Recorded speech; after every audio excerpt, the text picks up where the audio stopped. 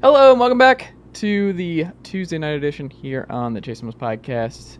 You guessed it, we're taping this on a Tuesday night. Jon Tayler, Fangraphs.com, here at this time, as he is every week on YouTube.com/Chase Thomas podcast as well. If you prefer to watch this very program, guess what? We got you covered. YouTube.com/Chase Thomas podcast. Jon, good evening, sir. How are you? I'm doing well. How about yourself? Not too bad, sir. Not too bad. Braves, obviously, winning two big series over the last week. The Astros over the weekend, and then, of course, the Mets last week. So, pretty good time in Braves country outside of a name redacted backup outfielder who is going to make a lot of money to maybe play baseball. We'll see. If the Braves fans, so shout out to the Atlanta fans who booed said name redacted player for being in the lineup over the weekend. Outside of that blemish, all good in Braves country. A little different than Bo Sox country right now. Yeah, I mean, but things haven't been good there for a solid 2 months at this point, so what else is new? But yeah, we'll see what happens. I don't know what they're going to do with Ozuna. I really don't know. I don't think they can do anything this season because they don't have the outfield depth built up, or the offense. I mean, I can see him losing his job in the sense I can see them minimizing him, even leaving the DUI aside. Which, correct me if I'm wrong, does MLB suspend guys for DUIs, or do they just play on depending on how a court of law finds them? That's what I'm wondering. I wonder if it is based on how it ends. So it's like once it goes through. I don't know if it's like. Yeah, I can't off the top of my head remember any MLB DUI suspensions. I'm just gonna just Google it really fast. But regardless of what the league wants to do, MLB does not have a formal DUI suspension policy, for what it's worth. And previous guys who've I should say court of law that it's a DUI. It's just a matter of it literally happened in the moment. Previous guys who've been caught driving under the influence have not been suspended. But I can see, given just how bad Ozuna has been anyway, that the Braves are probably going to minimize his playing time as much as they can. I imagine that if and when Ozzy Albies returns, Vaughn Grissom will probably just shift out to the outfield to try to help out there. That's interesting, because that's the new question, right? Like, Vaughn is too good not to play. I think even just beyond being too, I just think Ozuna very clearly, it's just not whatever it is, be it whatever's going on in his personal life, and he clearly does not seem to be in the parlance of our times, a good dude, or if he has just hit a particular cliff or wall or whatever it happens to be. I really just don't get the sense the Braves have any interest in trying him any longer. And Grissom just represents a better, more appealing option in a lot of regards. I mean, how much outfield is Ozuna even playing at this point, or is he pretty much just the perma DH? I mean, he's basically just been the permanent DH, and unless they really are trying to give somebody a day off or they're really in a bind, they're not running that experiment anymore. But I worry, like, is Vaughn Grissom capable of playing just throwing the rookie out there essentially and just being like, hey, it's tough. Yeah. It's not ideal. I mean, and like I was saying, at least roster depth wise, like the Braves don't really have another outfield option at this point. I know they've got Eddie Rosario back, but Eddie Rosario is also no one's idea of a good defensive outfielder. He's a pretty bad one. Robbie Grossman is fine, but Robbie Grossman is, I think, better at this point as a bench bat and as a platoon guy. He's a switch hitter, so he can play either side, but I think they're happier with him as a reserve outfielder than as a starter. Guillermo Heredia and Hiro Adrianza are really your only backup outfield options on the roster otherwise. So, yeah, I mean, this isn't the idea. I mean, really, Duvall going down for the season was not something you needed. Yeah, and truthfully, leaving aside the ethical side of, again, Marcell Ozuna has now been arrested on domestic violence and on a DUI. It's just in about a 1 year time span. In a 1 year time span, and based on the way he's treating it on social media, seems to think that he is the victim in all of this, and not, his abused partner or the theoretical people he could have seriously injured or killed by driving drunk, to say nothing of himself. But this, at least on a purely, just looking at a purely on the field level, this is really not ideal timing for this to happen because the Braves, I mean, if this had happened before the deadline, they can go out and get more outfield help. That's not coming right now, which is why I end up thinking it really will just be kind of Grissom or bust if they just have no interest in dealing with Ozuna anymore. And I do think that he has one more year left on his contract, correct? He has. Wait, did you say 1 or 2? I said one, but I I'm think he not has sure if it's 2. whatever it is. I imagine I think Atlanta he will pay has him this 2, like, offseason after just to this go year. away. Yeah, like, I I this is a can't. terrible contract because he just got extended before last year. So I Yeah, but think so either way, but like I definitely don't think Ozuna is a part of any future Braves team at this point. I think, especially given the way the fans react, I think it'd be one thing if the fans had, if he'd come back and been like, this guy, but whatever. Getting booed. I mean, I saw Braves fans online pointing out the last time Braves play. I mean, I'm sure Braves players have booed their own at home before, but like the last time we saw a response of this level from Braves fans was David Justice back in like '95 after he hmm, got after he made the comments he made about Braves fans, and then he got traded to the team, and they booed him when he showed up. But then obviously he did what he did in Atlanta to turn things around. But yeah, I cannot see Ozuna's career. He has 2 more years coming after this one, plus a team the option for Braves. 2025. Yeah, that's. I'm gonna go ahead and guess it's not getting picked up. But yeah, No, I would guess that they will try as hard as they can this offseason to dump him on someone else, and failing that will probably just release him at some point in the offseason I just don't know because why you don't release him now. Like it's just one of those. Just get it. Like you don't want this looming over the team going into a well, title again, defense. Like I think it's a matter of if you release him now, even as poorly as he's played, and for as bad of a fit as he is in terms of everything right now, what is the replacement option? Like you said, Duvall is gone, and really would be the only one who would make any real sense to replace him. I can, at the very least, I can see him getting left off the postseason roster in exchange for someone like, I mean, depending. I think they want to see. Let's see how Grissom does if we do move him to the outfield and how he plays there, and maybe he's an option there. Maybe it's a matter of seeing, okay, can we get Eddie Rosario from here to the end of the season healthy? Because that's been a struggle in and of itself. What do they want to, like, how healthy is Ozzy Albies going to look when he comes back? And, what is that going to look like? Is there and granted, Ozuna wouldn't help with this, but is there a wall that Michael Harris is about to run into, a rookie wall don't where you he's just dare, going to run out of John. steam? Don't you do that. It's a possibility. You know this. You know I this. also know that this man skipped AAA and is one of the youngest players in baseball and is not phased one bit. I John, also, I mean, that's what we know. I have to assume too that Orlando Arcia will probably come back at some point unless his hamstring strain is really, really serious. So He'll there be will be back. options. Yeah. There will be options. I think.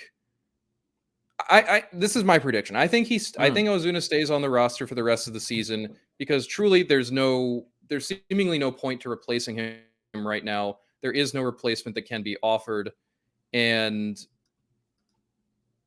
I think if nothing else, it doesn't really make sense to cut a potentially useful play again because who knows what might happen between now and the beginning of the postseason. But I do think that Ozuna will almost certainly get left off the postseason roster, in part because he is such a defensive liability that you can really only play him at DH. And if he's not hitting, and he's already someone that Braves fans want no part of, and you have to assume too in the clubhouse, for a guy who's already missed time because of his own personal failings, to now jeopardize that even more by getting caught drunk driving at 4:30 in the morning. And You can saying, imagine I'm Marcell Ozuna with the Braves. I'm Ozuna with yeah. the Braves. And Oh, it's my like I goodness. can't imagine he's a particularly popular figure in that clubhouse right now. But So that's also what I'm saying, John, is like, I just don't know if the boos are going to stop. Like, I don't know if this gets any better. So do you really want just DFA him? Like, that is my whole thing is like, I would just DFA him but because that's and I totally get that, but I think that given that there's still 5 weeks of the regular season to go, and that the Braves are currently relying on an outfield combo of guy who's always hurt in Rosario, guy who's old and not playing particularly well in Grossman, and possibly some weird combination of Vaughn Grissom, Orlando Arcia, and Guillermo Heredia. None of those three really being guys you want to trust out there for a variety of reasons full time. And also the fact that you do have to, start a DH and you do need a bat to put in there at some point.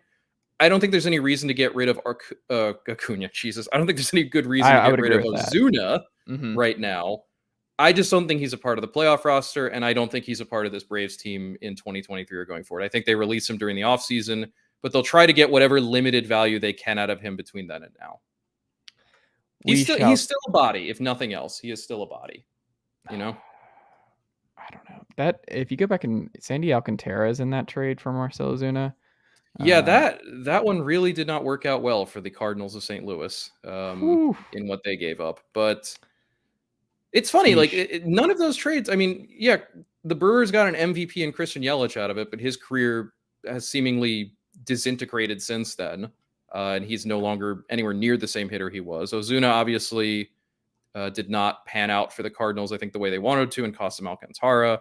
The JT Realmuto trade so far has not borne terribly much fruit for the Marlins, given that Sixto Sanchez has been hurt for the majority of it. So it's weird looking back on those trades now, because at the time it felt like, boy, the Marlins are getting rid of everyone and everyone's going to benefit from it. And I mean, certainly there has been benefit for the teams that made those trades, but I think ultimately it's been a little more mixed than I think we would have imagined. I mean, the Yelich, I'm not going to get into the Marlins. Marlins are their own excellent problem. I was just realizing too that the return for the Yelich trade has also been a disaster for the Marlins, in that it was mostly Lewis Brinson and Isan Diaz and Monte Harrison, and none of those three guys proved to be able to hit major league pitching. Yeah. Well, we shall see, Jon Tayler. We shall see what happens. What we also are going to see is that the New York Yankees are retiring Paul O'Neill's number, John. And they've Mm-hmm. already retired a bunch, like Bernie Williams is retired, Jeter, obviously. You go up and down the list. Um,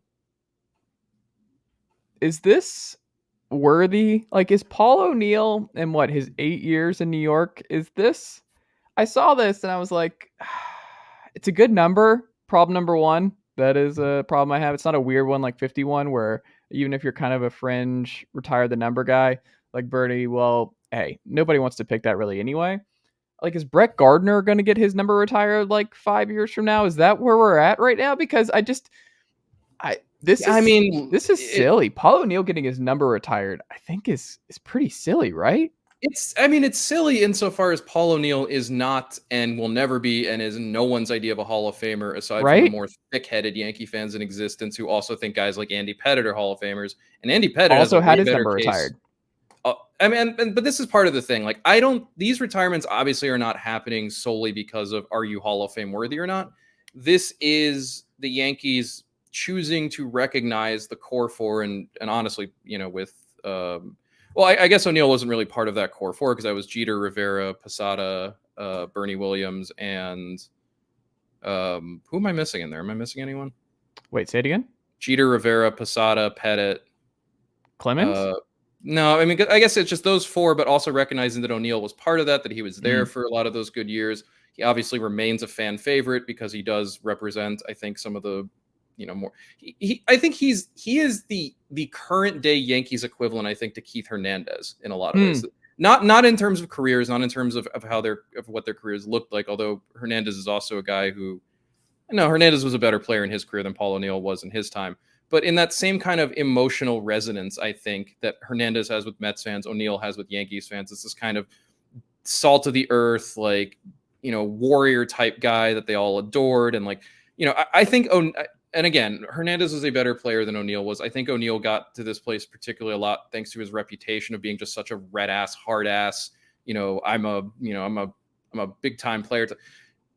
Purely by the numbers, no, this is not a retirement worthy thing. Just Mm. going, if you want to get into the advanced analytics nerd stuff, and this is granted, this is Hall of Fame stuff. This is not Yankees retired numbers standards, but still, Paul O'Neill finished his career with just shy of 39 wins above replacement.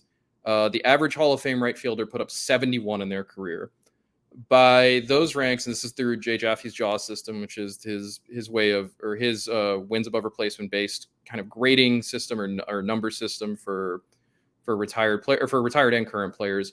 O'Neill ranks is 66th in the right field rankings, just above Sean Green and right behind Reggie Sanders. Amusingly enough, he's been passed in career wins above replacement by Aaron Judge. Hmm. I do kind of enjoy that. There are all of, I believe, four, five Hall of Fame right fielders with a worse career wins above replacement than O'Neill. I'm pretty sure they were all inducted by either the Veterans Committee or for their contributions elsewhere, like Casey Stengel. I mean, just looking by career WAR, O'Neill is on the same level as Juan Gonzalez, Kirk Gibson, David Justice, weirdly enough, Roger Maris, Maglio Ordonez, Jason Hayward. I mean, some of those guys are better known than others. Certainly, guys like Gibson and Maris have claims to fame well beyond what their careers were. And maybe Gibson may just be the best kind of overall analogy to him, better than Hernandez, with that same kind of temperament, that same kind of mentality, that the same kind of overall shape to their careers, the same kind of, I think, what they meant to the fan base, just generally meaning more than what their actual career was. Because Paul O'Neill's not getting his number retired for anything because of the fact that he's a future Hall of Famer, that he was some kind of all-time Yankees great. He's simply not. He's getting his number retired because he means a lot to a particular segment of Yankees fans that is roughly between our ages to about 20 or so years older, for whom he was one of the faces of those championship teams. And I think that particularly given that, since 2000, the Yankees have won all of a single World Series. I think there is also an element of the franchise kind of wanting to hang on to those years, to those dynasty years, because it's really the last time the Yankees were the Yankees in that sense. Paul O'Neill, in a sense, calls back to those last dying Yankee dynasty days, in the same way I think that Yankees fans probably felt in the 50s, like looking back from the 70s to the 50s and the 60s, about the way those teams, or at least in the early 70s, and then I imagine in the 80s, the way those teams were dynastic in a way that future Yankees teams simply weren't. This is more than anything about nostalgia, which, I mean, every number retirement is about nostalgia, but this is purely nostalgia because on a pure numbers, stats, career basis, no, there's no reason to retire Paul O'Neill's number. He was a fine player for what he was, but he was never anything Maglio close. Ordonez, I'm glad you said him because that's who I always thought about with him. It's like he was the Maglio for the Yankees, but it's like it's fine. But how much do we put on Jerry Seinfeld for this debacle? How much do we put Paul O'Neill's appearance on the most popular program of all time? Is that a big part of this? Is that he was on the screen with Kramer, and then people were like, "Oh, what a legend! He made it on." And you made the Keith Hernandez. You brought Keith Hernandez to the table. I mean, if two you Seinfeld were guys. a New York athlete between the years 1989 and 1996, like there was a good chance you were going to end up on Seinfeld anyway, particularly if you're a baseball player. Mm-hmm. It's funny, I hadn't remembered the O'Neill thing till you just mentioned, and the whole "why did you promise 2 home runs? 2 is better than 1." Yeah. I hope they brought the sick kid from the hospital to be a part of the ceremony. Well, hold on, that. John. How do I frame this without maybe off air, or I'll send it in the chat of why that might not be the best idea for Paul O'Neill to be around a sick child. Fair. Okay, fair. I'd forgotten about that too. But okay, so you know what I'm talking about, yeah. There's no reason but nostalgia and whatever feel like, and the desire on the Yankees' part to make people remember those teams again.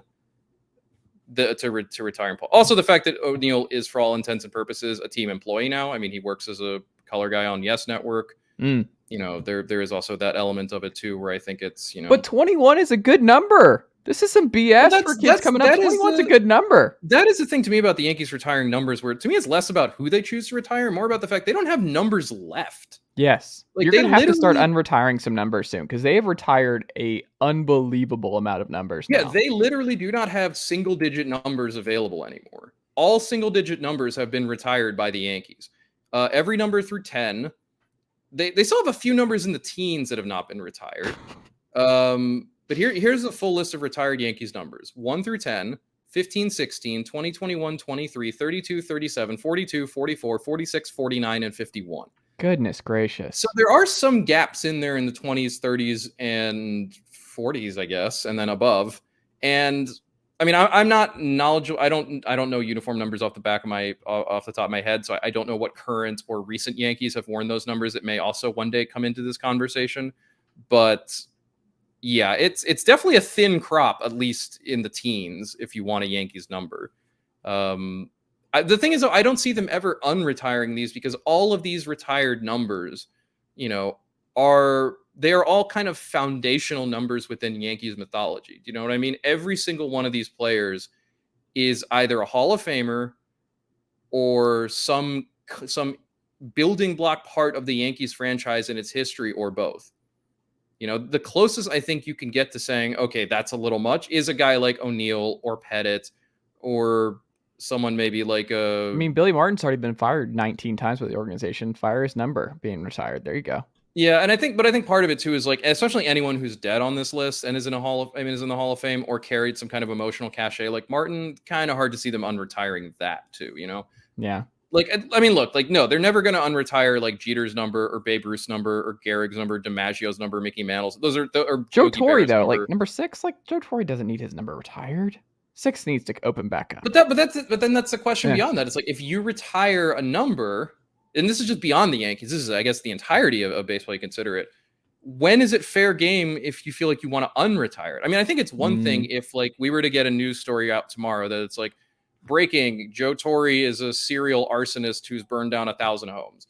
Like, pretty sure his number would get unretired at that point, or at the very least, the Yankees would go to some lengths to try to put Joe Torre under some kind of shadow to kind of obscure his connection to the team or what have you. But barring something like that, like what would even be the criteria for unretiring a number beyond we just don't have enough left? That's a good reason. That But is that's a the thing, good like, reason. even with that, the Yankees still have a bunch of numbers from 10 onward available, just not as many as other teams do. Yeah. Honestly, this is a bigger problem, I think, in spring training when you have so many guys there, all of whom need a jersey, that you're just going to end up handing out 83 or whatever to 6 different guys and being like, well, we'll figure it out later. But I think I don't know, if man. I anything, just think it's so silly. Retiring numbers is one of the silliest things in sports, and if I ever become sports czar, I'm immediately getting rid of that. Like the NBA, okay. like the NBA made all number 6 retired now after Bill Russell retired. Bill Russell, an icon, a legendary figure in this league, did so much good, put up with so much crap at his time. All that can be true. But also, why does the Utah Jazz? Why, if you're a player on the Utah Jazz, why can you not wear number 6? Because like I mean, what? I do think there is probably, I don't know if there's a better way to remember it, because I agree with like the league wide retirement thing. I think it's tricky because I mean the baseball equivalent is Jackie Robinson in 42. Right. And I think that there is definitely a vital and useful and genuinely good purpose to having him stand us above and beyond everyone, literally everyone who's ever played the game at some point. And to think of, and to say nothing of all the players of color who have followed in his footsteps and who owe him as much as anyone else, you know, a eternal debt of gratitude for being able to do it. I think the thing with Bill Russell is a little different because Bill Russell, I mean, it's weird because I don't want to say he was not the Jackie Robinson of the NBA, mostly because that's an insane thing just to think about anyway, but also because he was never treated in that way by the league itself. And granted, MLB didn't really jump onto the Jackie Robinson bandwagon the way it did until the 90s when they did retire his number, when the league did retire his number and made Jackie Robinson Day more of a thing as opposed to what it was previously, which was to be just kind of something I was like, oh, hey, isn't that nice? But yeah, it's I don't know. I guess the question would be, if you don't want to retire numbers, like what do you want to do then to honor those particular guys? I mean, I know Yankee Stadium's got Monument Park and they do their own thing there That's or cool. stuff like that. And I also think there is Ring of something Honor, nice. give him some cool rings. But like I think there's something nice about a retired number in baseball, Ring of Honor style, that it's like it ends up also being a celebration, not just of that player, but also of the era of that team that they got to be a part of. Yeah. You know, that it's not so much even about the player. It's like, again, this isn't so much about Paul O'Neill, the player, because I guarantee most fans under the age of 30 do not give a crap about Paul O'Neill or who he is or know him as anything other than the guy on Yankees broadcast who I sometimes confuse with John Flaherty, Yeah. or whoever else is doing Yankees broadcast nowadays. Like, maybe that's it. It's just a year. Like we give you like 25 years of a retired jersey and then just okay. I could see that it's like, we want to preserve this moment for a while for the folks who like, it'd be weird to immediately transition from a number 2 Derek Jeter to like number 2 who insert, I don't know who, like would have, like Josh Donaldson immediately being number 2 right after Derek Jeter or something. You're like, this is insane. I This guess is that's weird. a good point. Like there are definitely numbers that the Yankees in particular have retired, like, you know, Babe Ruth or Mickey Mantle or, you know, Like guys how who are many like, people today know what number they were? Like how many off the well, top of the, yeah. I was even just thinking, like, what does retiring the number of someone like Bill Dickey even mean anymore? Exactly. Someone who mattered to a very specific time period of Yankees baseball, but who carries virtually no impact or importance currently and not because of any deficiencies on his part as a player, but simply because he played a very, very long time ago and is really only known to a small group of particularly diehard Yankees fans, or at least knowledgeable Yankees fans, and other fans. And most of that fan base is older too. Like I can't imagine there are too many fans, again, under the age of 30, who are studying up on the Yankees retired numbers and learning all about Bill Dickey. You know, and that's not to say that means we should unretire Bill Dickey's number, but I don't know. Maybe there is something to say or something to be done or what have you about, you know, maybe there is this idea that these numbers don't have to be permanently retired, that they can just be a temporary kind of celebration of who this player was at the time. But then we kind of also then we adapt with the times. Be like, hey, this guy was important, but we don't have to hold him like I don't know. I mean, it's like hold this number hostage for 100 years. In a sense, it's like, well, isn't that what the Hall of Fame is for? Maybe what every team just needs is some kind of small team museum within their own stadium or something, where they can do the work of honoring these guys historically and what they meant to the franchise and what they meant to baseball at large. I don't know. I mean, I think ultimately number retirement is a harmless thing that it really only affects you if you're the Yankees in this particular scenario. I think there are some circumstances, like you said, with the Bill Russell number retirement, where it's like that number means a lot more to some teams, like the Celtics, and by some teams I mean to the Celtics, than it does to other teams in particular. Like, it's really funny to think about like the New Orleans Pelicans having a retired Bill Russell number when it's like he was out of the NBA like 5 decades before they came into existence or whatever it is. Like, he means nothing to them and to their fan base. I like the idea, though, in the sense that it is a way to signify this person meant more than just what they did on the court, that they are in some form so legendary, so important, that we can't let anyone else kind of take that. But then that gets complicated too, because I mean, the Yankees even had it with themselves. 42 is retired for Jackie Robinson, but it's also retired for Mariano Rivera. Similarly with the Red Sox, 42 is retired for, or sorry, I'm thinking of I got that wrong. You know, that David Ortiz had 34, which is now been retired. Pedro Martinez having 45 retired. Like, I don't know. It's again, I fall on the side that it's ultimately harmless, but it is kind of funny to see who gets that honor and who doesn't, and why. And I think when you do end up doing something like we're retiring Paul O'Neill's number, not because he's a Hall of Famer, not because he's a very important part of this team currently or its core, you know, because he's not the manager or the general manager or anything. Again, his biggest role is he is a color guy sometimes. Like, but we're doing this in order to lure in 42-year-old Yankees fans to have them come to the stadium so they can go Paulie like one more time. Yeah, I guess that's a roundabout way of saying that this feels more about the commercial and kind of nostalgia, taking advantage of the nostalgia of it, as opposed to anything that had to do with Paul O'Neill as the player. Because Paul O'Neill, the player, is not someone you can argue really on any level or merits having his number retired. You know, especially it's not like he's a career Yankee. Yeah. He spent a good chunk of time in New York as a Yankee, but he was not a Yankee forever. He wasn't even a product of the Yankees farm The system. majority of his Cincinnati. time wasn't with the Yankees, was it? Because he only got, what, 8 years with the Yankees? Yeah, it's like it'd be like to a certain degree retiring Tino Martinez's number. Yeah. Or Clemens's number. You know, and I think it also speaks a lot as to who basically gets to be popular going forward. Right. You know, Roger Clemens arguably did as much, if not more, for those Yankees teams than Paul O'Neill ever did. But Roger Clemens is never going to get his number retired because Roger Clemens is a surly prick who took steroids and nobody likes him. And the Yankees do not want to highlight that aspect of anything. They'd much rather, again, point to Paul O'Neill and be like, hey, remember the guy who punched water coolers and was a big crazy hothead and whatever, and you can still hear him on Yes? Well, he's back now, and he won a bunch of rings with us. Now he's coming back. We get to have a little nostalgia day. But I mean, we're already seeing it too with teams having all the various 10-year anniversaries, 5-year anniversaries, 20-year anniversaries of championship teams and whatnot. I mean, 10 years or 9 years from now, the Braves will be doing the 2021 anniversary. You know, they'll be bringing those guys back to celebrate them, except for Marcell Ozuna. Like, that will be that is an inescapable part of what baseball is. And I think, I mean, it's always been, teams have been retiring numbers for a bit now, but yeah, when it's someone like O'Neill, it is much more visibly a nostalgia play and a money play than it is anything about, oh, this guy was an all-time great. Paul O'Neill was not an all-time great. Paul O'Neill was fine. He's a fine player.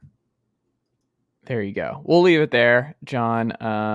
Next up, So there's a really good blog a few weeks back. I forgot who the author was in Defector, who wrote about the AL Central race and just how disgusted they were by the AL Central race With existence. good You know what I'm reason. talking about? I believe it was Lauren Theisen. Yeah. I believe they're the one who wrote that. It was a great blog, and it bears repeating. The AL Central is for sickos, and It's John, yeah, the it's Cleveland horrible. Guardians are going to win this division, and the Cleveland Guardians do not want to win the AL Central. It is the most under talked about. No one's talking about this division right now. No one's talking Well, no about the one Guardians should just be. being in first.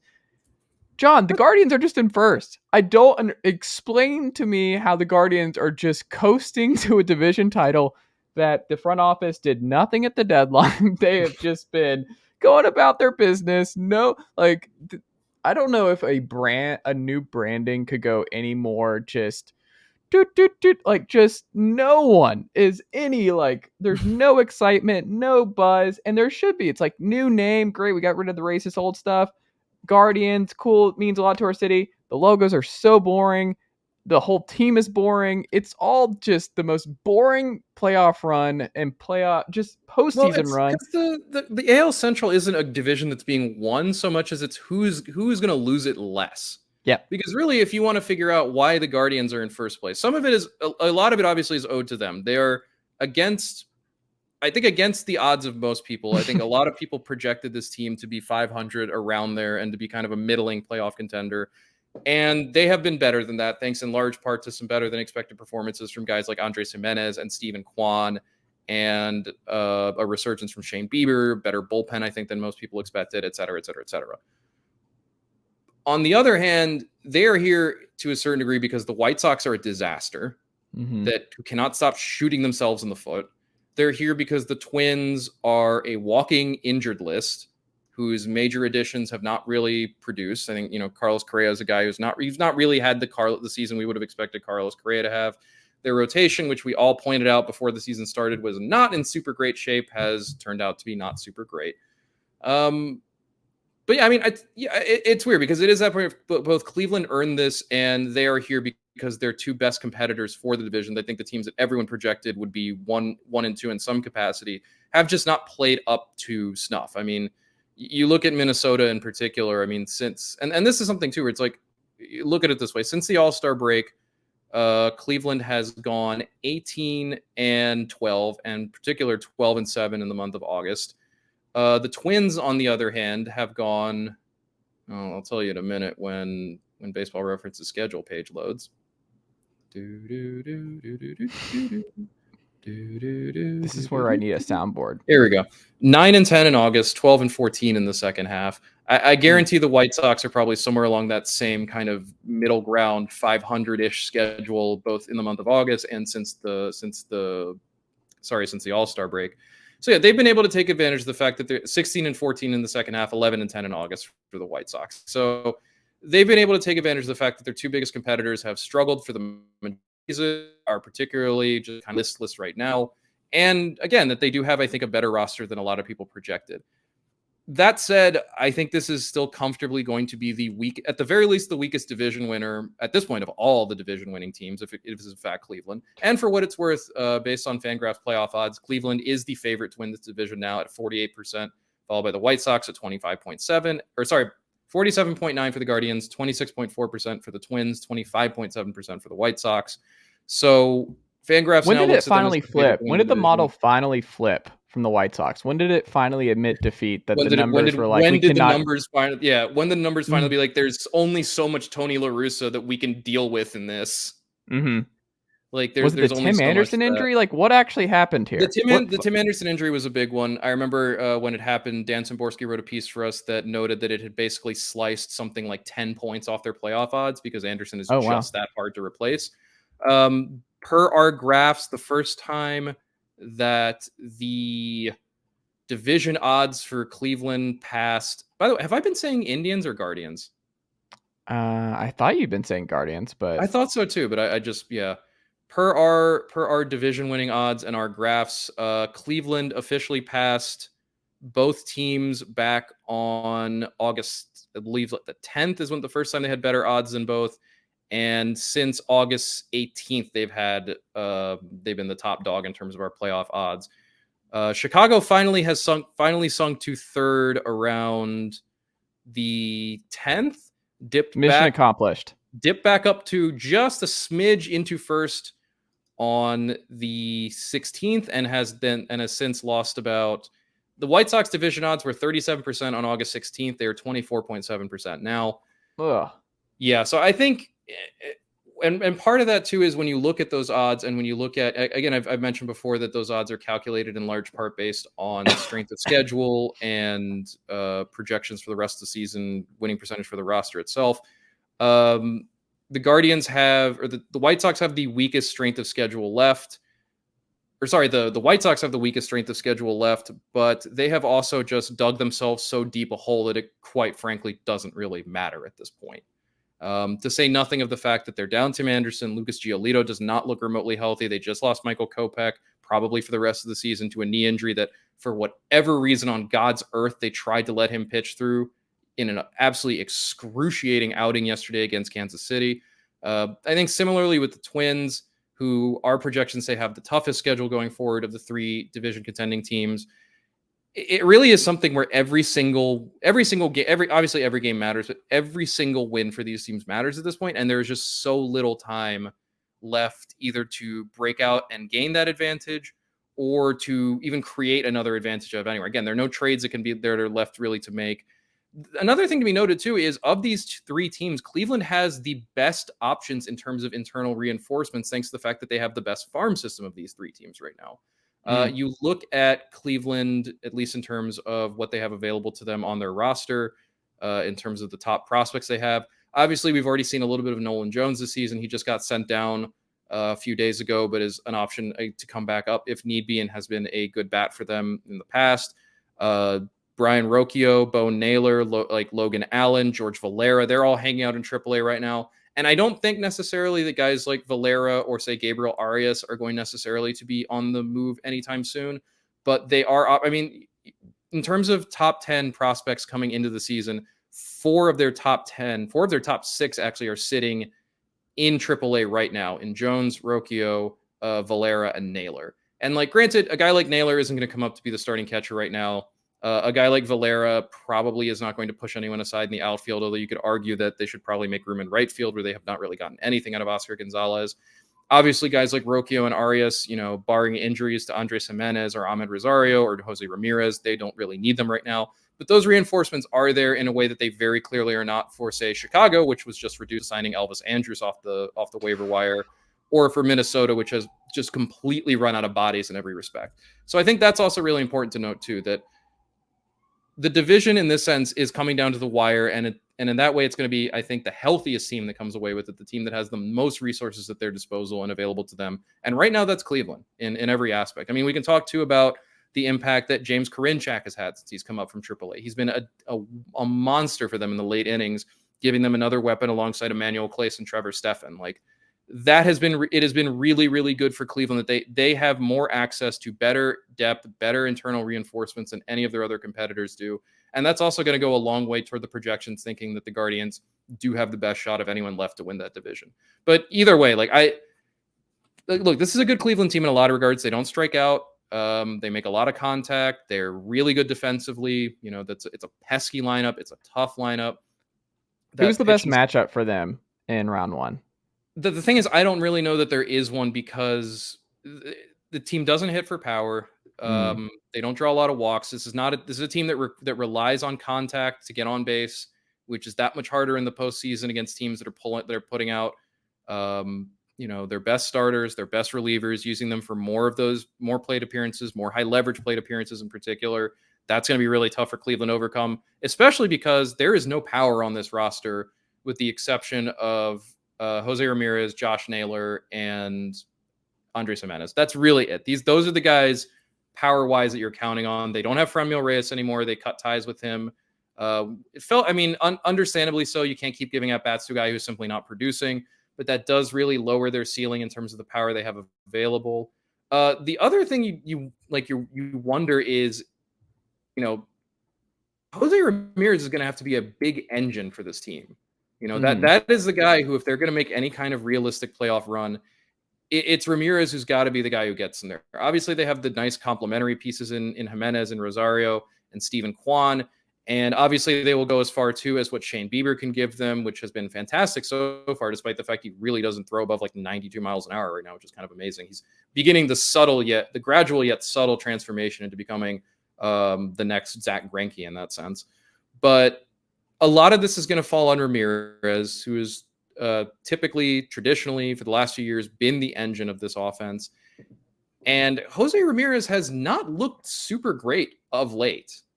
Just looking at his splits since the end of the first half, hitting in the second half, 261, 302, 426 for a 728 OPS, compared to 288, 368, 576 for a 944 OPS in the first half. He has a 670 OPS in the month of August. And granted, like, streaks and slumps happen. This is not to say that Jose Ramirez is bad now, but he really, it's impressive that I almost said it there. It's impressive that the Guardians have been able to maintain the spot where they are, especially the record they've had in the month of August, despite the fact that Ramirez has been so bad lately. But that really needs to change if they have any hope both of holding on to their division lead and also of really doing anything in the playoffs themselves. Because again, this is not a particularly strong team overall. I do think there are some things that make them playoff dangerous. The fact that they are a good contact team, a good defensive team, a good base running team, a good back of the bullpen, a good number one starter in Bieber, a potential, you could call him like an X factor in Tristan McKenzie, a guy we've seen do some fantastic things so far this season for Cleveland. But yeah, a lot of this, I think, is really going to fall, unfortunately, on Ramirez to just have a Jose Ramirez stretch and kind of carry this team as far as he can. Because even as bad as the White Sox and Twins have been, we still know how much talent there is on that roster. We still know how good they can be. Although it should also be noted, like, Cleveland has done this. Granted, they have played Detroit 7 times in the month of August and won 4. Well, they've won 5 of those games. But this has not been a cupcake stretch for them. They've had Houston 4 times, a 3-game series at Toronto, 2 games just now against the White Sox. They got 2 coming at San Diego, 4 coming at Seattle, 4 in Seattle, 6 in total. Well, it's interesting you say Seattle, Labor Day weekend, because that's who they get right now. If the playoffs started today, they would play the Mariners. Okay, so then that, I think that'll be instructive too, to watch that series and kind of see how that plays out. But this is not a cupcake end of the season. The one benefit that Cleveland does have, they play the Royals 9 more times before the end of the season, including 6 straight games to finish the year. That is an immense gift to them. Have you looked at some of those Royals offensive numbers the last 2 weeks? They are atrocious. The Royals are a bad team, and their best offensive player in Vinny Pasquantino just went on the injured list with a strained shoulder that just called up Drew Waters. Yeah, honestly, if you're the Royals, there's probably no reason to bring Pasquantino back this season and risk aggravating any injury. So you're going to be facing a depleted, bad Royals team. I mean, there's still room for this to change, especially because Cleveland faces Minnesota 8 times before the.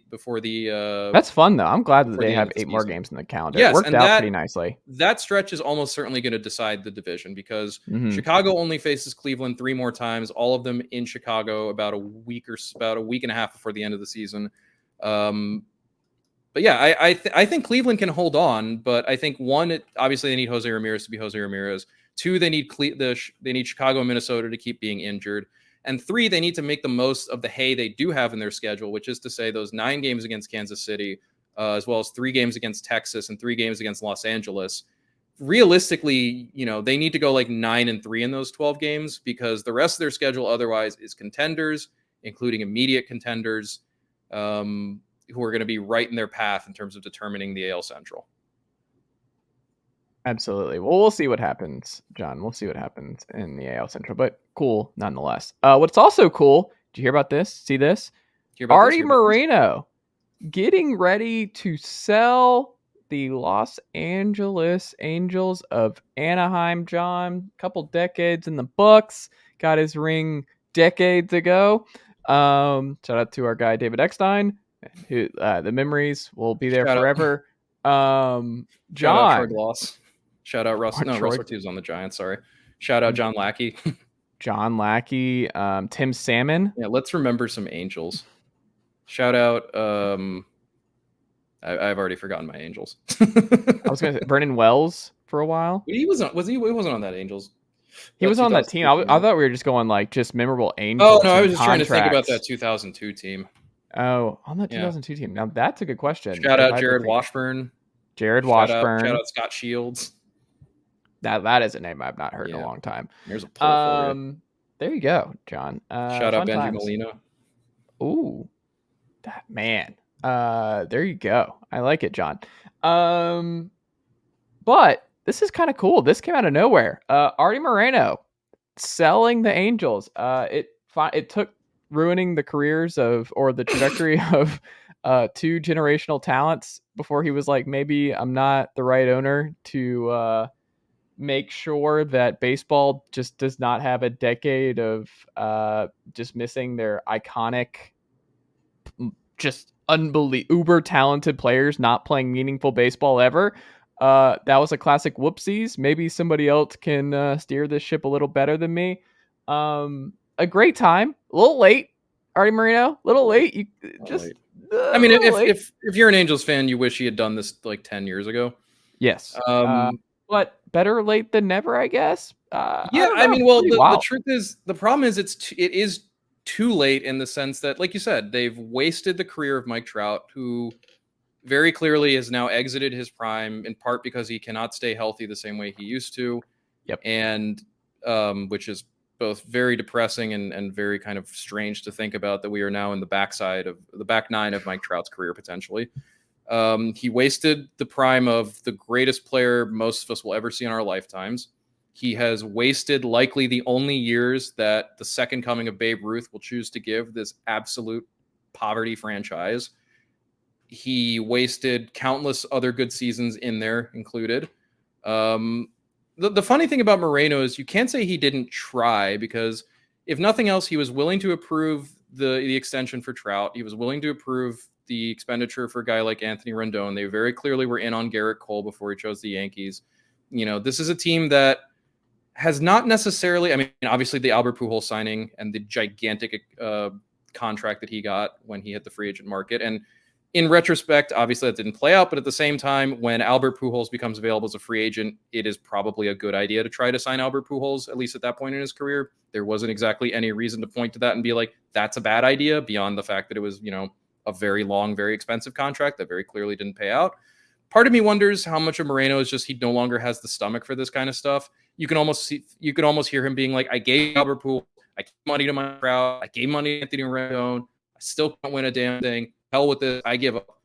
Again, Angels fans wish he'd given up sooner, but so much of that is just the reality that Moreno has been one of the more meddlesome owners in baseball in the last, ever since he bought the Angels, to a Steinbrenner level degree. You can't get away with that unless you also either have the results Steinbrenner does or the front office he does, which Moreno never did, in part because of his just nonstop meddling, and also just the fact that meddling included stuff like not wanting to pay for things like complimentary pieces. You know, we always how many off seasons in a row have we looked at the Angels and gone, there are stars here, but then there are some really big holes that this team just decided it didn't want to do anything about. And I think a lot of that blame can rightfully go to Moreno for being one of those owners who's like, yeah, I love the big splashy signings. I love Rendon. I love Pujols. I love, you know, the Trout. I love getting Ohtani, but it's like, but not doing the work to do better with regards to like a better farm system, better player development, better. It's a more frustrating version of the Rockies, right? Where the Rockies are like, we signed Chris Bryant. What more do you want us to do? And it's like everything else. Everything else. There's so much more you need to do. Like, and I think that's a good comparison, that the Monforts with the Rockies are not dissimilar to the Moreno with the Angels, where it's owners who are willing to spend money, but only in a very narrow band for guys that they think are stars. Not necessarily the ones that their front office is like, hey, what about this guy? But the guys are like, I like that guy. Get me that guy. And it's like, well, getting you that guy is how we ended up paying $240 million to Albert Pujols, and then a contract so bad we had to cut him with like $80 million left. That's how we ended up giving $200+ million to Anthony Rendon, whose entire like left or right side of his body, I can't remember which, is basically surgically rebuilt at this point. Like, you cannot succeed as an owner without, I think, being willing to listen to the people who are actually in charge and who know something about baseball. And I think Moreno in particular was someone who fancied himself to be a real baseball expert, when in reality it's like, no, man, you're just the money. You're the bank. You're the casino. Like, you're the checks. You are not some brilliant baseball guy just because you happen to be rich enough to buy the Angels. And I think what's really frustrating to me about Arte Moreno ultimately is that his reward for not just wasting Mike Trout's prime, but also ensuring that whoever buys the Angels will get the back half of Mike Trout's career and probably will not get Shohei Ohtani either, because I have to imagine by this point, Ohtani is simply tired of the way this franchise operates and wants to go somewhere that will I think win he's on a gone. consistent I level. think I think he's Ohtani's gone gone. too. And especially because whoever now buys this team is going to face, ostensibly at least, the same theoretical. Well, that's the conundrum that biggest new owner part of of the this, Nationals would right? have Is faced. like, does this mean we've seen this Yes, with the Nationals now? I Like think this means Ohtani is gone, I think because it I means think it's 100% he's gone. But does that mean Trout opens up? Like, is that something where you just but want to the clear the problem books? at this point is, given the way Mike Trout has played the last few years, and given the way these injuries have kind of sapped who he is, what contender, because there's no point in anything other than a contender trading for Mike Trout, Mm-hmm. what contender wants to take on the money and the years left to him? Oh, the Mets. That would be very funny for a He's from New variety of Jersey, isn't reasons. he? Yeah, but he's a Philly guy. I mean, he's in New Jersey. Like, he gets to He's like they'll No, be man. able to Look, get. there's Yeah. New York, New Jersey, and there's Philly, New Jersey. Mike Trout is very squarely Philly, New Jersey. Well, I guess Okay, that what man I'm saying loves the more Eagles. broadly, is just that like his family can come. Like, his Sure. family will Well, not be no, that and far. look, I Yeah. think it does definitely open up the possibility that the Trout, may be at the end of his Angels tenure, because that's another thing. Whoever takes over this team is not going to be interested in paying what's left to Mike Trout, is Yeah. not going to be interested in giving Shohei Ohtani the $500 million contract he's going to be looking for and that he deserves. Mariners do it. Is probably going to be in a similar scenario to where the Nationals are now, where it's going to be like, no, tear it down. We start over and we just build cheap for a bit, because Right. because whoever takes over, whoever buys this team, as is the case with pretty much every professional sports owner now, is going to be leveraged to the eyeballs in debt, in a sale that is not going to have a lot of cash in it, that is probably going to have a multi-person ownership group. There's not going to be one guy, more likely than not. So, and I think the thing that I hate the most is that Arte Moreno, after 20 years of mismanaging this franchise, every possible direction, is going to walk away with $1 billion. I wonder if minimum. Ballmer buys him. I'm curious. I'm curious now who, and because this is the thing too, like who have the new owners we've seen recently? Who have they been? You've got guys like Steve Cohen. You've got the family that owns Walmart buying the Denver Guggenheim. Broncos. You've got Guggenheim owning the Dodgers. You've got and granted, this isn't going to happen, I don't think, necessarily in the United States, but we shall see. You've got all the various foreign interests buying teams in professional leagues in Europe. The way that the petrostates of the Arabian Peninsula and of the Gulf have made their entry into not just the Premier League, but other professional soccer leagues across Europe. It looks like that is more the direction that this will go. I don't know that there are future Arte Morenos necessarily out there, unless they're at the wealth level of someone like a Steve Cohen. And then at that point, you are talking guys like Bezos or Ballmer, or I think Bezos is getting the Nationals. I think that I don't think he has any interest in sports, though. When has he shown any interest in sports?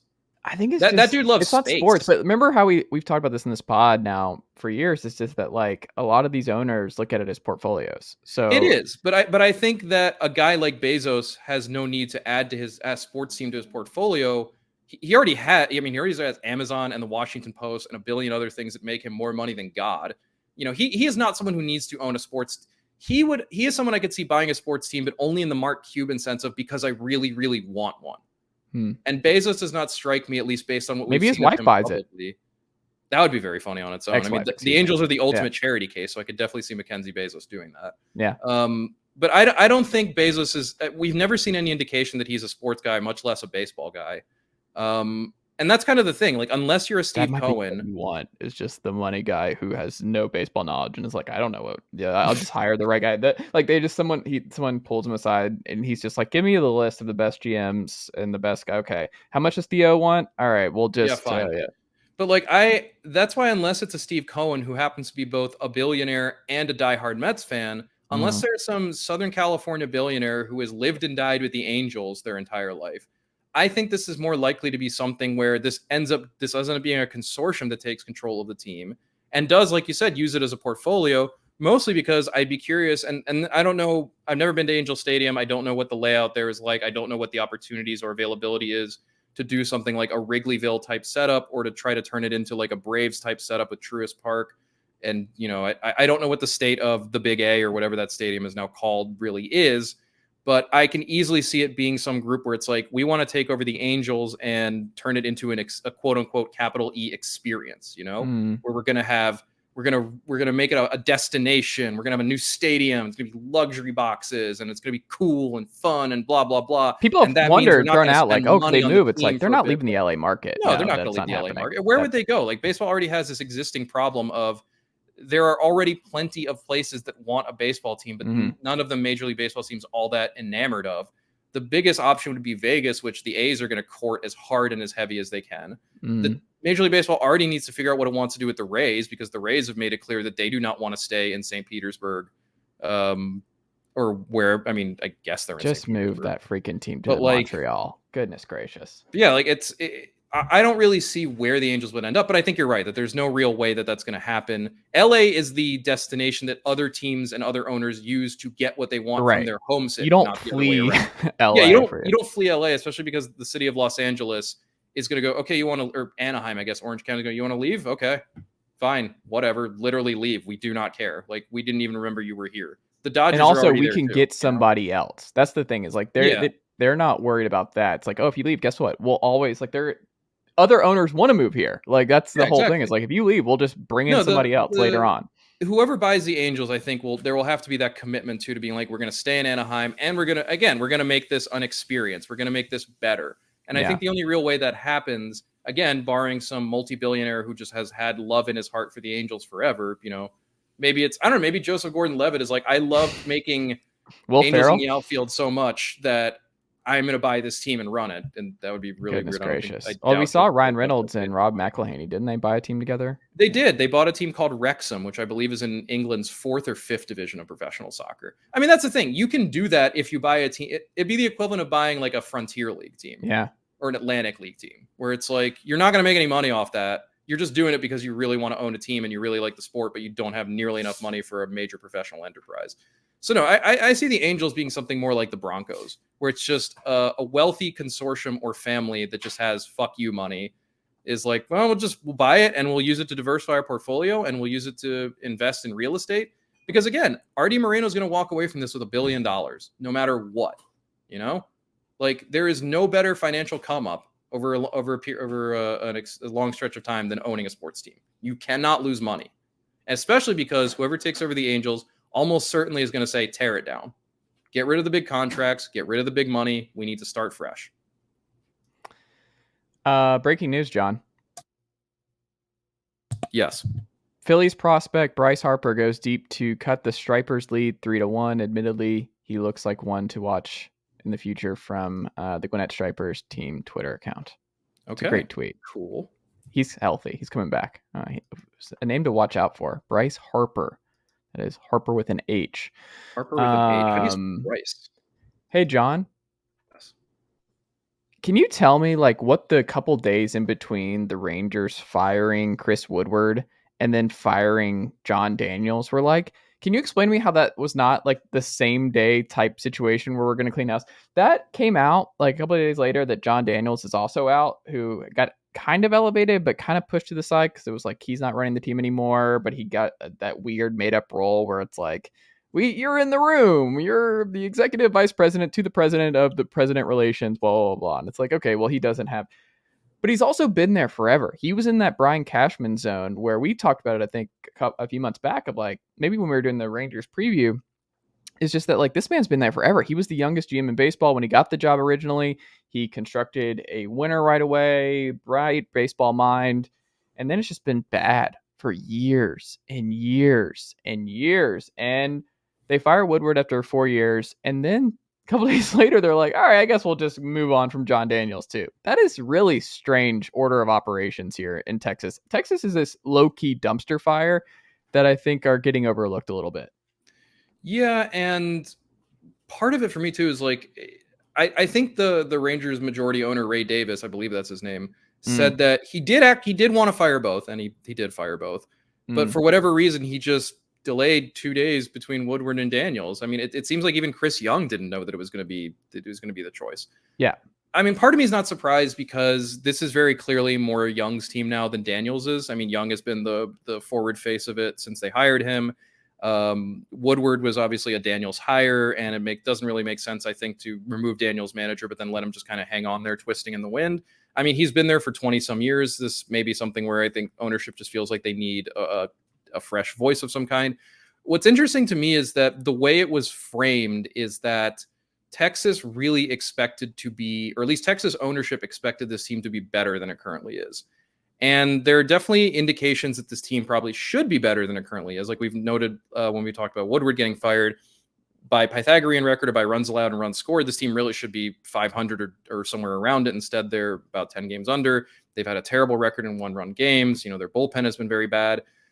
But there are legitimate reasons to look at this Rangers roster and think, hey, there's something, if not great here, at least the beginnings of something good, or at least that's the way we saw it. I think it's interesting the Texas ownership is already even thinking a little further ahead of that and being like, hey, we should be better than this, and we're going to try to get better than this. And I think that's probably the thing to be most taken out of this. And also that it's not impossible for this Rangers team to be better next year. I think it's going to require a fair amount of work in free agency and on the trade market and actually being willing to, make some more big spending decisions. But I think as we noted when Woodward got let go, there is talent here. There is young talent here in particular. This farm system is on the up. They got Jack Leiter and Kumar Rocker in back-to-back drafts. They're going to get another, I believe, top 15 pick coming out of this draft, if not top 10, or coming out of this season, if not top 10. So I'm not necessarily surprised by it, but I do find the timing of it weird. And I do find the framing interesting of, that the Texas ownership really did think this team would be better.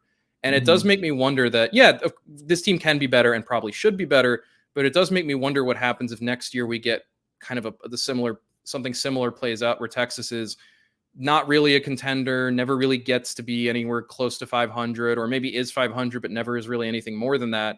And what that kind of means for the Rangers going forward as they try to pull off this kind of extended sort of skinny rebuild that they have been trying for a bit. The Daniels really kind of tried to make that seemed to be the tack he was trying to take for a while, was like, we'll rebuild, but we're not in a teardown kind of way. We're going to do it bit by bit, piece by piece, and just accumulate talent in kind of waves. It hasn't fully worked. I think the pieces are there, but I can at the very least understand too. Like I get the sense that, again, Texas ownership expected this team to be better, and how much better, I'm not sure, but I don't think they expected like 10 games under 500, much closer to last than first in this division.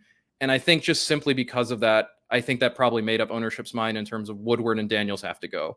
Because if they can't do better with the pieces that we've given them, and granted, they only gave them so many good players, there's still work to be done in Texas. But I think ultimately, if this team materially, results-wise, is not any different than teams previous, then we need to change something. And I can understand that. I think I can support it. Ultimately, like I mean, it's no skin off my nose if Texas wants to do something different. But ultimately, it doesn't surprise me. I did find the timing weird, though. I didn't really get why that happened. I don't really get why it wasn't just Woodward and Daniels at the same time. But I don't know. Maybe there was some hesitance on Ray Davis's part to go that far, and maybe there was something about letting go of Woodward and about the conversations he had in the wake of that made him decide 100%, okay, we're going to go through with this. Or maybe he just wanted to space it out because he wanted to be in the news 2 times in a week as opposed to 1 time. I don't know. It's weird though. It is a little weird. We'll see. Jon Daniels still somehow only 44 years old. So that he got that job basically like out of college, which makes me want to die. Like,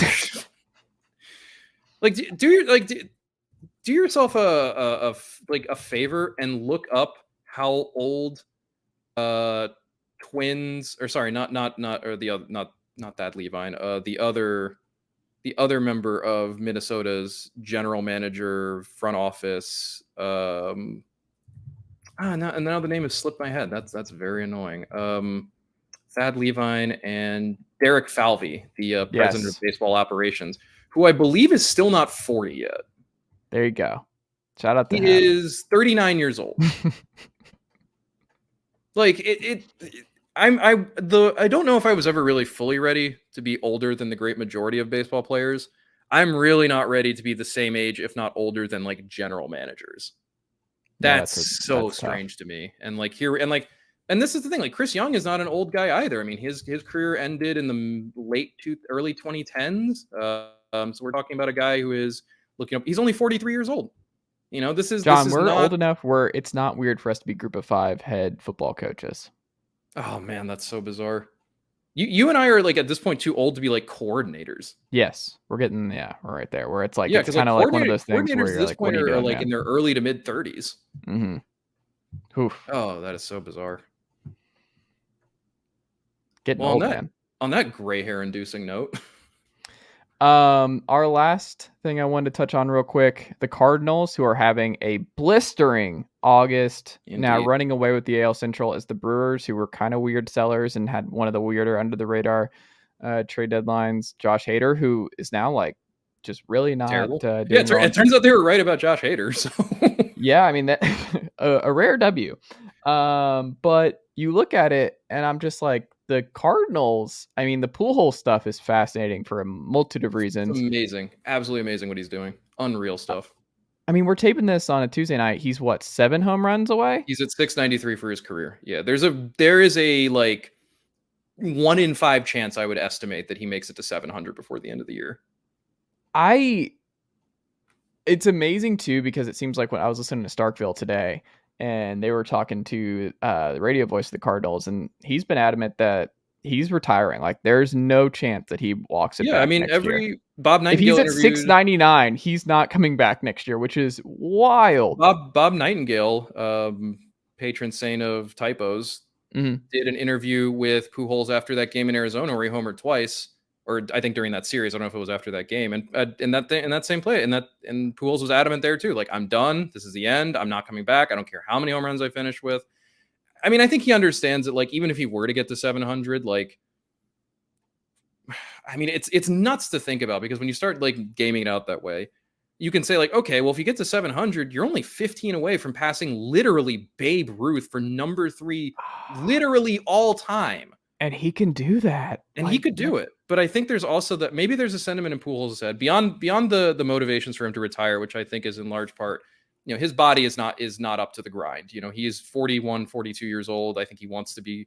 I mean, I know he and his wife are divorced, but I assume that he wants to be closer to family, whatever it happens to be. Well, I think it's also, guys, they talk about it like it's the off season where you don't want to get revved up and do the work Yeah, it takes to get ready for another season. Like and it's just maybe that's part of it. Maybe Pujols the last couple off seasons just felt like, you know what, like my heart is still in this to a certain degree, but like I don't know for how much longer. And the thought of doing this one more time, and I think too, especially with the way the year has played out, and with all the the way that the Cardinals have celebrated him, with him being in the All-Star game and the Home Run Derby, the fact that he's going to make the playoffs one last time with this Cardinals team, barring a total collapse down the stretch. I think that may just be enough for him. And the other part of it is like, even if he finishes, assuming he finishes, let's say he doesn't homer again for the rest of the season for whatever reason, he will still finish 5th all time in career home runs. It is a bonkers thing to consider. Like, does it really matter at a certain point if you're going to finish 3rd or 4th or 5th? Like, he knows he has no chance to beat Barry Bonds' total. He has no real chance to pass Hank Aaron either. The highest Albert Pujols could realistically get is 3rd. He would still need, even if he got to 700, another 15 beyond that, which is at least a full season for him at this point. That's a big grind just to climb a couple more steps on a leaderboard that you're already in the top 5 of for a first ballot Hall of Fame career where you are worshipped as one of the greatest right-handed hitters ever to live. And like, I can understand that, a guy like Pujols didn't want to let go because he thought he still had something to offer. He thought he still had something to give. He thought he was still good enough a player that he could hang on. And he is right in a lot of respects. Like, I thought Pujols was beyond washed up, and he's shown that in the right circumstances, in the right place, he actually has something left to offer. But I think maybe even he understands that those circumstances have to be kind of specific. And regardless of whether or not he has anything left in the tank, I think he might feel like my place in history in this game is so secure. It doesn't matter what numbers I end up on. It doesn't matter where I finish on this leaderboard. It doesn't matter. Like, I'm already one of the greatest living baseball players, if not one of the greatest all-time baseball players in the history of the game. And at a certain point, like, what does it matter if you hit 700 homers or 701? Like, he is going to get to walk off the field as close to, I won't say the perfect, obviously not the perfect ending, but like with as close to the ending he could have written up as he wanted, assuming depending on whether or not a World Series ring is included in that. And he already has one too, you know? Mm. That's also something where it's like, this isn't some desperate chase to hang on and win a championship before he goes. He has one. He's won a World Series ring. He's won an MVP. He's hit 693 home runs. He's gonna make the Hall of Fame with probably like 98% of the vote. Like, he has nothing to worry about for the remainder of his. He has nothing. I guess that's the thing. He has nothing to prove to anyone anymore. And I think if anything, this last season, and I think in a similar vein to the way David Ortiz went out, when the way he hit, you have people being like, "Yo, he could probably keep doing this another like 2 or 3 years." But it's like, no, man, he put so much into that final season. That grind was so enormous. And I think being able to walk off the field on your own, what's the phrase I'm looking for? Kind of on your own terms. Thank you, on your own terms, to be like, look, I still got it. And I'm walking away not being released midseason, not hitting 200 in my final at bats, not getting retired by guys half my age who don't even know who I am really. Like, I get to go out as Albert Pujols. I can't imagine any better ending than that. Again, kind of like Jeter. Kind of like Jeter or like David Ortiz, where it's like they got to go out on their own terms. Yeah. And I think that more than anything was what Pujols wanted, that he didn't want to be the guy who retired because nobody wanted him on a team anymore, or because the Angels thought he made too much money, or he didn't want to go out as just being like an itinerant, like lefty mashing DH option for like pseudo contenders. Like, I think what if he hits 700 in the World Series or something? Well, I mean, he's already passed 700 in terms of if you add up his postseason homers too. Oh, okay. I guess that's true. Yeah. So he's already passed 700 total when you include everything like that. Yeah. But I think that more than anything is like Albert Pujols wanted this particular ending. He wanted to be a Cardinal. He wanted to show he still had something left. I imagine he wanted to be on a winning team again. I imagine being on the Dodgers probably may have been some kind of like, oh yeah, being on a winning team again. This is cool. Like, games in September actually matter again. Like, there's a chance of playing in October. Like, well, there's like some weird elixir going on in St. Louis because it's not just him. It's Wainwright. It's Yachty. Goldschmidt. It's Arenado having his non. Did you see that bare hand by Arenado the other day? I mean, the dude's still one of the best defensive third basemen in baseball, which is not like ludicrous to think about. He's like 33 years old and there's Cardinal Devil magic. We've talked about this for decades, John. The Devil magic in St. Louis. Look at Jordan Montgomery. Yeah. We ran an article today on Fangraphs. He has been the most impactful deadline acquisition by any team in baseball. Can we roll out the Yankees struggles and the Yankees just falling off a cliff to the Jordan Montgomery trade? Can we roll it out? I would love for that to become a thing, that the Jordan Montgomery trade just be the Harrison Bader trade. Like, what if Harrison Bader's going to have to hit like 600 when he comes back to make up for this? Poor Aaron Boone, man, pounding the table. They're doing all kinds of weird stuff, trying to get over the like pacing in different ways around the dugout to get over this historic slump. It's pretty amazing. They would be the first team. I think Stark had. They would be the first team to. Do you hear that, by the way? Khaleesi the dog is losing her mind. What? I'm trying to get my point across on the Cardinals. She's not. So your dog's a Cubs fan, clearly. Oh, well, we are in Smokies country, John. There you go. And it is an electric vibe here for the Cubs. But I think it's so fascinating because they would be the first team to be at the record they were and the pace they were on to not win 100 games ever. Like, for the Yankees not to win 100 games this year based on the start they had would be like, that is just, even if it's wild. Although it is worth remembering, like when we think about, like, remember the 2017 Dodgers, who also were like as hot as the surface of the sun at one point. Yeah. Remember when they lost like 14 out of 15 games at one point? I do remember this. Yes. And they had this brutal second half where they just looked like they could not win for a long stretch of time. Like, they just forgot how to play baseball collectively. I mean, that's not to say it's a 1-to-1 comparison of like those Dodgers equal sign these Yankees, but like, it does happen. Like, hot teams just do go cold sometimes, and like you can point to a fair amount of things. Cold, man. This is longer than 14 to 15 games. This okay, is, they haven't won a series in how long now? It's been a good long bit. They have yet to win 3 or more games in a row since like the end of June. It's been a bit for the Yankees, but I think more just to say that like hot teams slump, cold teams get hot sometimes. And for the Yankees, you can point to a bunch of stuff like, well, their bullpen's got a fair amount of injuries, and their rotation's got some injuries, and their lineup's got some injuries, and hopefully when everyone's healthy, everything's back to normal. But How many It's Dunkin' tricky. Donuts in Boston right now? Every morning, people are going in. They're like, "Yeah, the Sox suck, but those Yankees, they lost another series. Am I Well, right?" the Like, funny thing is, the Yankees being bad when they were bad meant that they were giving up wins to the Rays and Blue Jays and Orioles that just screwed the Red Sox further when it came to the postseason. And granted, the Red Sox weren't this Red Sox team was not going to make the postseason anyway. But that Yankee skid was actually incredibly poorly timed for the Red Sox, who really needed the Yankees to just keep destroying the rest of the AL East to keep the wild card conversation alive. yeah. John Khaleesi the dog is ready for a W. I can't even say the actual word on this podcast because she will know. Understandable. So Understandable. we end it here. Yeah, dog can't. She can spell. John, what can the good folks check out from you at fangraphs.com and the good team over there this week? So like I mentioned today, we had a few things, notably Dan Szymborski on. It's funny I mentioned Christian Yelich earlier on Cody Bellinger and the kind of just total collapse of his career. Jay Jaffe had a piece speaking of the Yankees on the Yankees and what's going to happen to them. He's going to have a follow up piece on Frankie Montas tomorrow and how he's had kind of a rough start to his tenure in pinstripes. Ben Clemens will have a piece coming out on Alex Bregman. Justin Choi has one coming on NL Cy Young favorite Sandy Alcantara. A lot of good stuff coming as we kind of focus in on particularly these contending teams and these kind of awards-worthy players down the stretch, kind of noting all the big stories before we go. But yeah, just keep on coming down to Fangraphs as we get ready for the playoffs. It's man, we only got like 5 more weeks of this, and then it's postseason time, baby. John, I'm also very worried for you for that first Saturday of the postseason that's going to run right into college football.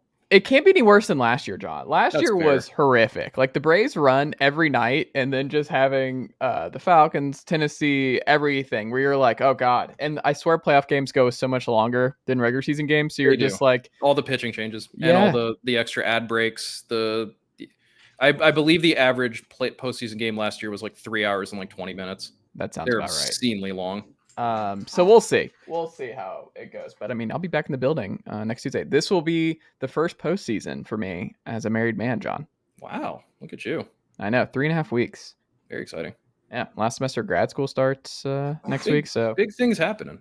Big things happening. Jon Tayler, follow you on Twitter, J Taylor. And as always, you can check us out on YouTube. Full videos over there on the YouTube page, youtube.com/ChaseMostPodcast. Like and subscribe, all the good stuff. And also go subscribe to fangraphs.com as Khaleesi the dog also insists. John, thank you as always. And I will talk to you next week.